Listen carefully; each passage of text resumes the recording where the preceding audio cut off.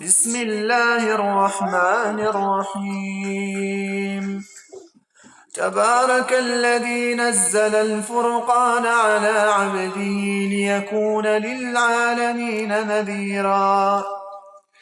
الذي له ملك السماوات والأرض ولم يتخذ ولدا ولم يكن له شريك في الملك وخلق كل شيء فقدره تقديرا.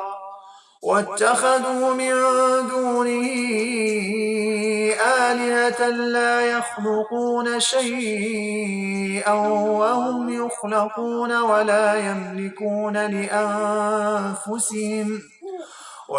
يملكون لأنفسهم ضرا ولا نفعا ولا يملكون موتا ولا حياة ولا نشورا. وقال الذين كفروا إن هذا إلا إفك افتراه